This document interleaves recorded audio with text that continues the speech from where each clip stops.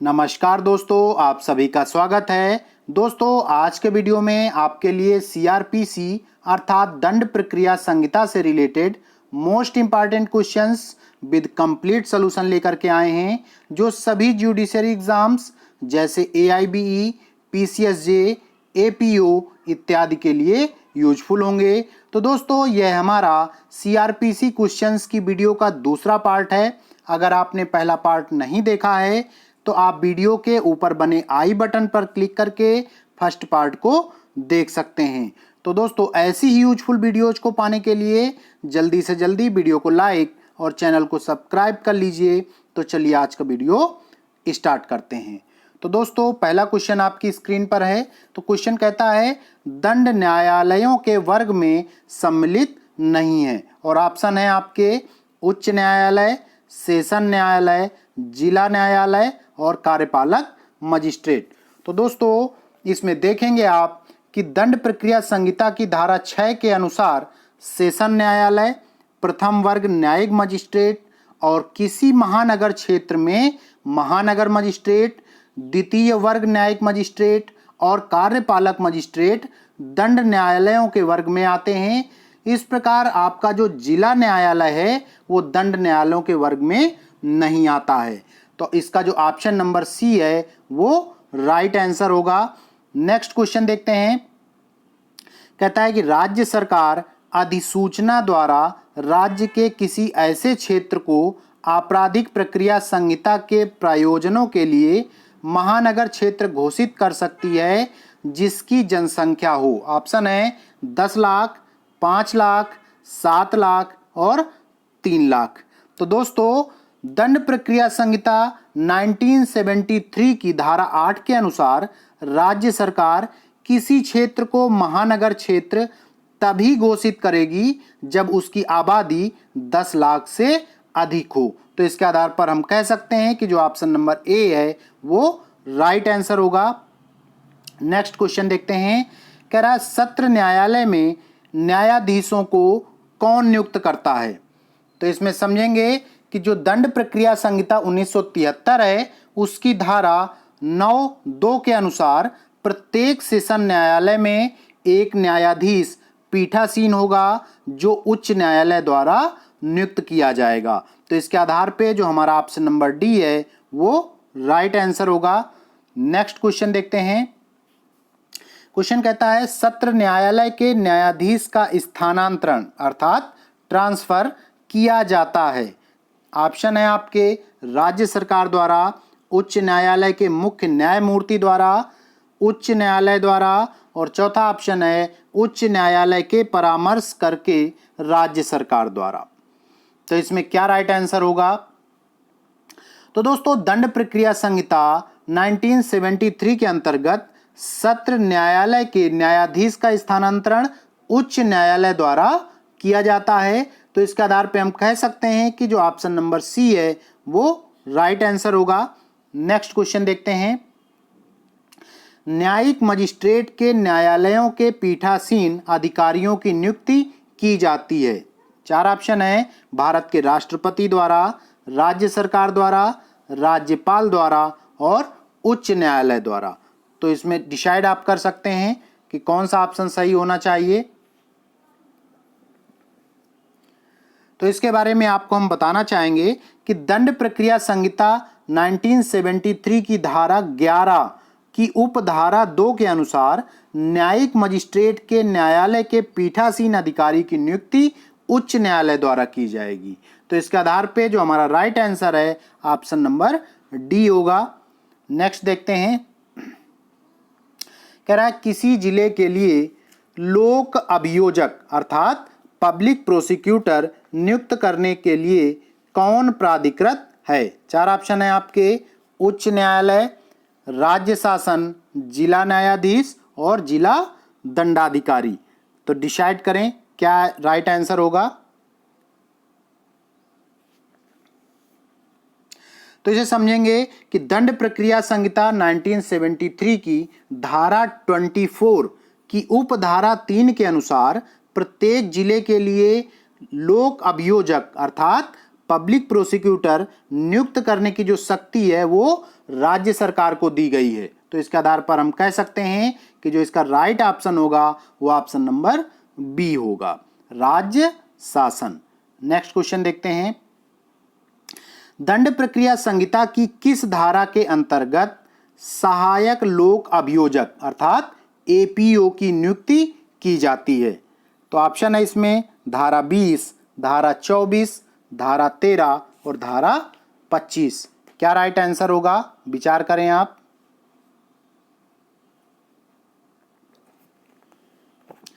तो मैं बताना चाहूंगा दोस्तों आपको कि दंड प्रक्रिया संहिता की धारा 25 के अंतर्गत सहायक लोक अभियोजक अर्थात असिस्टेंट पब्लिक प्रोसिक्यूटर अर्थात एपीओ तथा धारा 24 के अंतर्गत लोक अभियोजक जिसे आप पब्लिक प्रोसिक्यूटर के नाम से भी जानते हैं की नियुक्ति की जाती है। धारा 13 में विशेष न्यायिक मजिस्ट्रेट अर्थात स्पेशल जुडिशियल मजिस्ट्रेट एवं धारा 20 में कार्यपालक मजिस्ट्रेट अर्थात एग्जीक्यूटिव मजिस्ट्रेट की नियुक्ति का उपबंध दिया गया है। तो इसके आधार पर हम कह सकते हैं कि इस क्वेश्चन का जो राइट आंसर होगा वो ऑप्शन नंबर डी होगा। तो नेक्स्ट क्वेश्चन देखते हैं, कह रहा है अभियोजन निदेशालय दंड प्रक्रिया संहिता 1973 की धारा 25 का में किस संशोधन अधिनियम द्वारा जोड़ा गया है? तो ऑप्शन है आपके 2005 का अधिनियम 25, दूसरा है 2005 का अधिनियम 45 और तीसरा है 2005 का अधिनियम संख्या 2 और 2005 का अधिनियम संख्या 15। ये चार ऑप्शन है, इसमें क्या राइट आंसर है आप डिसाइड करें।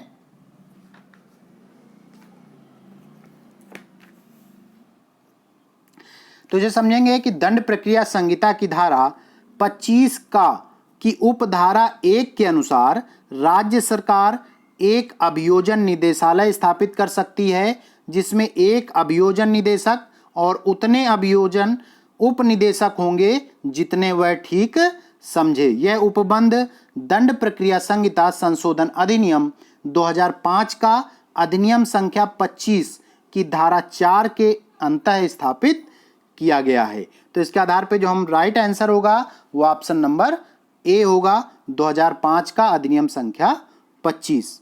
नेक्स्ट क्वेश्चन देखते हैं, भारतीय दंड संहिता के अधीन किसी अपराध का विचारण नहीं किया जा सकता है। ऑप्शन है उच्च न्यायालय द्वारा, सत्र न्यायालय द्वारा, मुख्य न्यायिक मजिस्ट्रेट द्वारा, उपखंड अधिकारी द्वारा। तो क्या राइट आंसर होगा, विचार करें।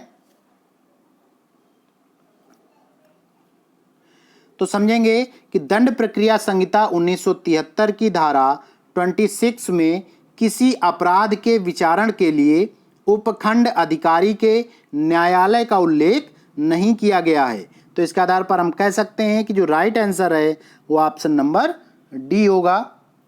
नेक्स्ट क्वेश्चन देखते हैं, आजीवन कारावास का दंडादेश निम्न में से किसके द्वारा पारित किया जा सकता है? ऑप्शन है आपके मुख्य न्यायिक मजिस्ट्रेट, सत्र न्यायाधीश, मेट्रोपॉलिटन मजिस्ट्रेट, प्रथम श्रेणी का कोई मजिस्ट्रेट। तो कौन सा आंसर होगा, डिसाइड करें आप। तो इसे समझेंगे कि दंड प्रक्रिया संहिता 1973 की धारा 28 की उपधारा 2 के अनुसार सत्र या अपर सत्र न्यायाधीश विधि द्वारा प्राधिकृत कोई भी दंडादेश दे सकता है, किंतु उनके द्वारा दिए गए मृत्यु दंड की पुष्टि उच्च न्यायालय के द्वारा आवश्यक है।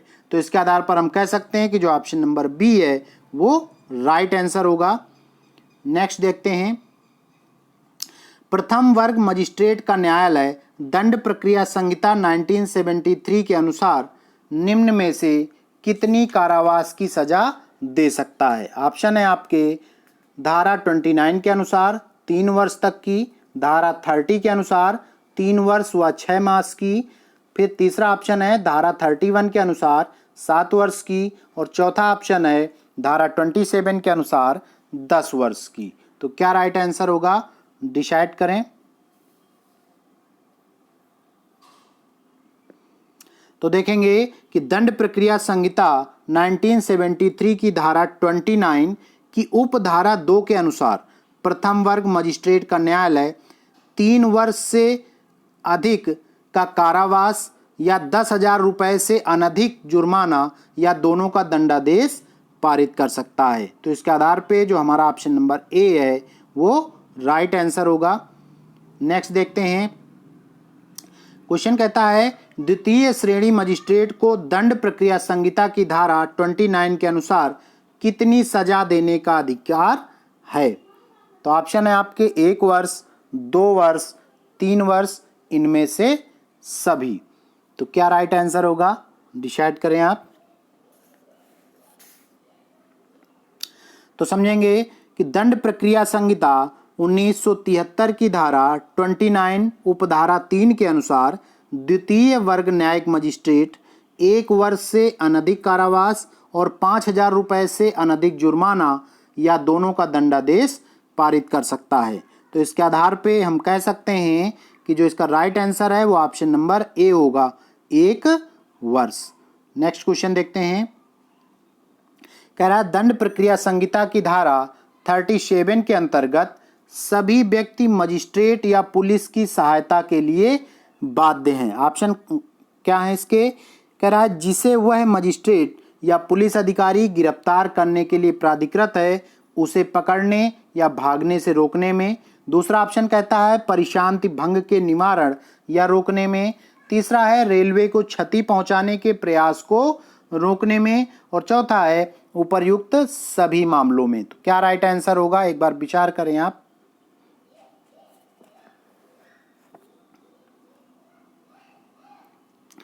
तो समझेंगे दोस्तों कि दंड प्रक्रिया संहिता की धारा 37 के अनुसार जनता पुलिस अधिकारी या मजिस्ट्रेट द्वारा उचित रूप से सहायता मांगे जाने पर सहायता करने के लिए आबद्ध है। धारा 37 में सहायता उक्त तीनों बातों के लिए बताई गई है जो कि ऑप्शन आपके ए बी सी में दिए गए हैं। इसके आधार पर हम कह सकते हैं कि जो इसका ऑप्शन नंबर डी है उपर्युक्त सभी मामलों में ये राइट आंसर होगा। नेक्स्ट क्वेश्चन देखते हैं, दंड प्रक्रिया संहिता की निम्न किस धारा के अंतर्गत पुलिस अभियुक्त को बिना वारंट के गिरफ्तार कर सकती है। 4 ऑप्शन है, धारा 37, धारा 40, धारा 42, धारा 41। क्या राइट आंसर होगा, विचार करें आप।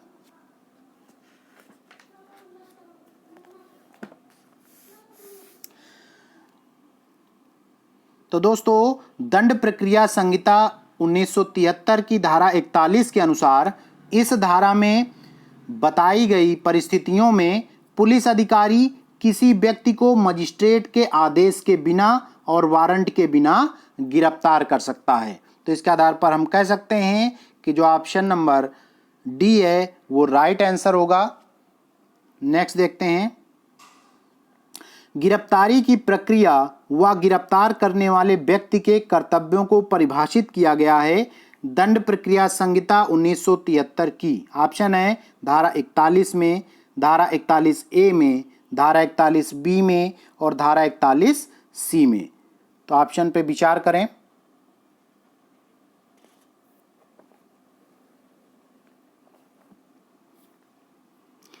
तो देखते हैं दंड प्रक्रिया संहिता 1973 की धारा 41 बी में गिरफ्तारी की प्रक्रिया एवं गिरफ्तार करने वाले अधिकारी के कर्तव्य बताए गए हैं।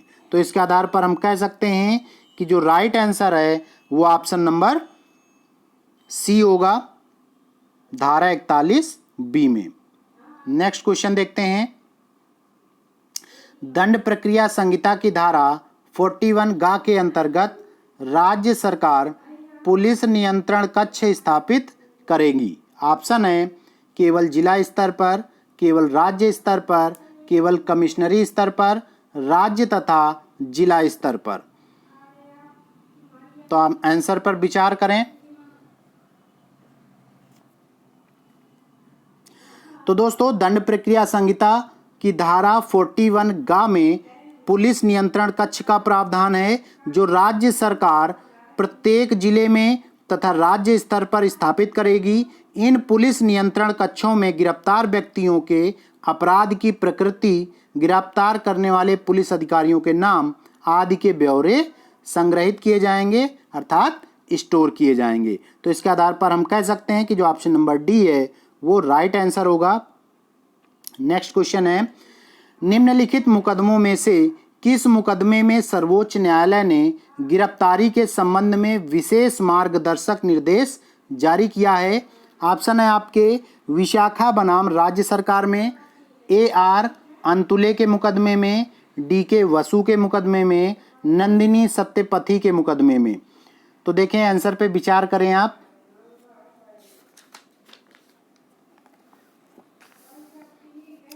तो दोस्तों DK बसु बनाम बंगाल राज्य के मामले में उच्चतम न्यायालय ने गिरफ्तारी के संबंध में विशेष 10 मार्गदर्शक निर्देश जारी किए हैं।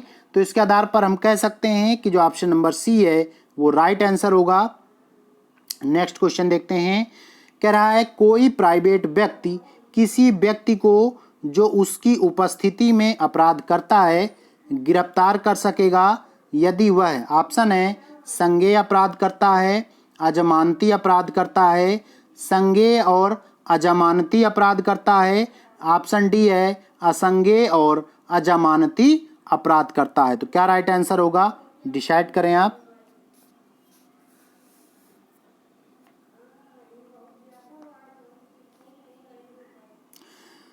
तो दोस्तों दंड प्रक्रिया संहिता 1973 की धारा 43(1) के अनुसार एक प्राइवेट व्यक्ति किसी व्यक्ति को तब गिरफ्तार कर सकता है जब वह उसकी उपस्थिति में अजमानती और संज्ञेय अपराध कारित करता है। तो इसके आधार पर हम कह सकते हैं कि जो ऑप्शन नंबर सी है वो राइट आंसर होगा। नेक्स्ट क्वेश्चन देखते हैं, कह रहा है कि एक मजिस्ट्रेट अपनी स्थानीय अधिकारिता के भीतर जब सुबह टहलने जाता है तो उसके सामने कत्ल हो जाता है, क्या वह अपराधी को स्वयं गिरफ्तार कर सकता है? ऑप्शन है नहीं, हाँ, केवल पुलिस गिरफ्तार कर सकती है, और लास्ट ऑप्शन है चूंकि मजिस्ट्रेट को विचारण करना है इसलिए वह गिरफ्तार नहीं कर सकता। क्या आंसर होगा, विचार करें।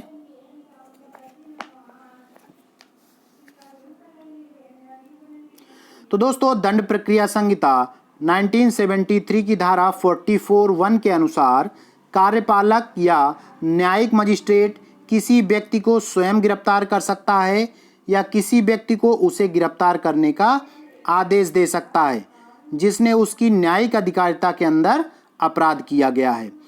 तो इसके आधार पर हम कह सकते हैं कि जो राइट आंसर है ऑप्शन नंबर बी होगा, हाँ। नेक्स्ट क्वेश्चन देखते हैं, कह रहा है निम्नलिखित में से दंड प्रक्रिया संहिता की कौन सी धारा गिरफ्तार व्यक्ति की शिनाख्त का प्रावधान करती है?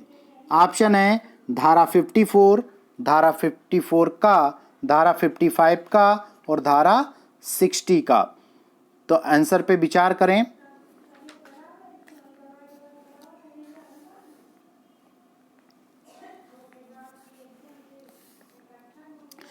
तो देखते हैं दंड प्रक्रिया संहिता 1973 की धारा 54 का दंड प्रक्रिया संशोधन अधिनियम 2005 द्वारा अंतः स्थापित की गई है।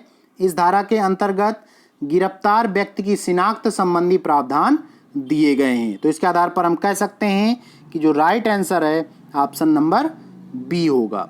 नेक्स्ट क्वेश्चन देखते हैं, कह रहा है बंदी व्यक्ति के स्वास्थ्य और सुरक्षा संबंधी उपबंध दंड प्रक्रिया संहिता 1973 की निम्नलिखित किस धारा में उपबंधित है? तो ऑप्शन है धारा 50 का, धारा 53 का, धारा 55 का और धारा 60 का।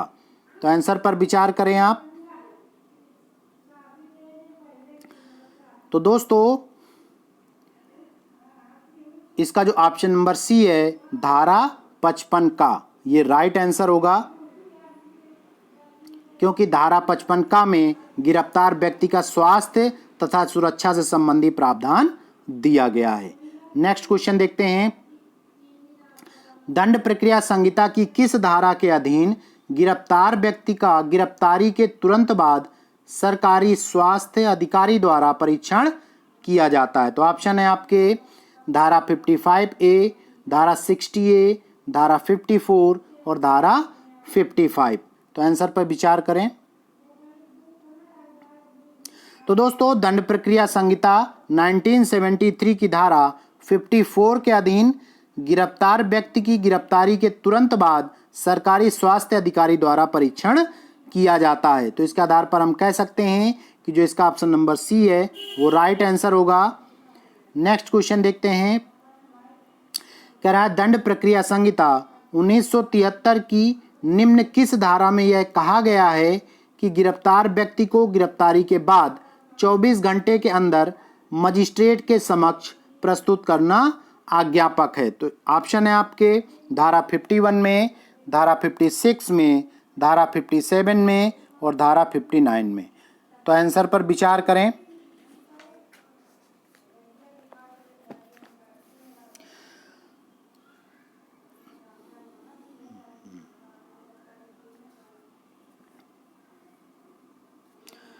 तो दोस्तों जो ऑप्शन नंबर सी है धारा 57 में ये राइट आंसर होगा। इस धारा के अंतर्गत मजिस्ट्रेट के समक्ष प्रस्तुत करना आवश्यक होता है गिरफ्तारी के 24 घंटे के अंदर।